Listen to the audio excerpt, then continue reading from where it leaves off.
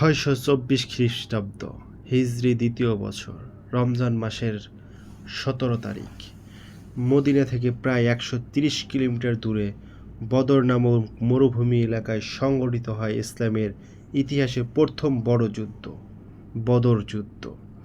এই জায়গাটি ছিল একটি গুরুত্বপূর্ণ বাণিজ্য পথ এবং এখানে ছিল কয়েকটি পানির কূপ, যা যুদ্ধের সময় অত্যন্ত গুরুত্বপূর্ণ হয়ে ওঠে। রাসূল সাল্লাল্লাহু আলাইহি ওয়াসাল্লাম মাত্র 313 জন সাহাবীকে নিয়ে মদিনা থেকে বের হন। তাদের কাছে খুব বেশি অস্ত্র ছিল না, মাত্র 2টি ঘোড়া, কয়েকটি উট, সীমিত অস্ত্র। কিন্তু তাদের সবচেয়ে বড় শক্তি ছিল আল্লাহর উপর অটুট বিশ্বাস।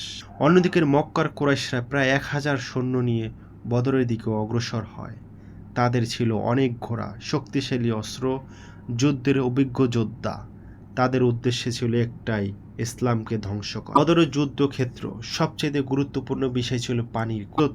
হুব্বাব ইবনে মুনজির রাদিয়াল্লাহু তাআলা আনহু পরামর্শ দেন যেন মুসলমানরা পানির কূপের কাছে অবস্থান নেয়। রাসূল সাল্লাল্লাহু আলাইহি ওয়াসাল্লাম সেই পরামর্শ গ্রহণ করেন। ফলে মুসলমানরা পানির কূপ নিয়ন্ত্রণে নিয়ে নেন এবং কুরাইশ বাহিনী পানির সংকটে পড়ে। এই কৌশলে যুদ্ধের মোড় ঘুরিয়ে দেয়। যুদ্ধ শুরু হওয়ার আগে রাসূল সাল্লাল্লাহু আলাইহি ওয়াসাল্লাম আল্লাহর কাছে গভীরভাবে দোয়া করেন। তিনি বলেন, হে আল্লাহ, আজ যদি এই ছোট দলটি ধ্বংস হয়ে যায়, তাহলে পৃথিবীতে আর কেউ তোমার ইবাদত করবে না। তখন আল্লাহ কোরআনে বলেন, আল্লাহ বদর যুদ্ধ তোমাদের সাহায্য করেছিল যখন তোমরা ছিলে দুর্বল। সূরা আল ইমরান। এরপর শুরু হয় ইতিহাসে সেই মহান যুদ্ধ। প্রথমে দ্বন্দ্ব যুদ্ধ অংশ নেয় 3 জন মহান সাহাবী, হযরত হামজা রাদিয়াল্লাহু তাআলা আনহু, হযরত আলী রাদিয়াল্লাহু তাআলা আনহু, হযরত উবাইদা রাদিয়াল্লাহু তাআলা আনহু। তারা কুরাইশদের শক্তিশালী যোদ্ধাদের পরাজিত করেন। এরপর শুরু হয় পূর্ণাঙ্গ যুদ্ধ। যুদ্ধক্ষেত্রে মুসলমানরা খুবই সংগঠিতভাবে সারিবদ্ধ হয়ে দাঁড়ান। রাসূল সাল্লাল্লাহু আলাইহি ওয়াসাল্লাম নিজ হাতে সাহাবীদের সারি ঠিক করে দেন। এই মুসলমানরা ঈমান ও শৃঙ্খলা শক্তিতে যুদ্ধ শুরু করেন। অবশেষে ঘটে এক ঐতিহাসিক ঘটনা।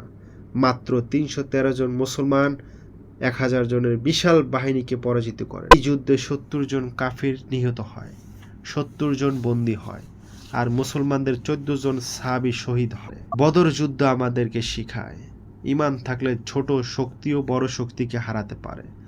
আল্লাহর উপর ভরসা করলে সাহায্য অবশ্যই আসে। সত্যের পথে ত্যাগ করলে বিজয় নিশ্চিত। এই কারণে 17 রমজান বলা হয় ইয়াউমুল ফুরকান, অর্থ সত্য মিথ্যার ফয়সালার দিন।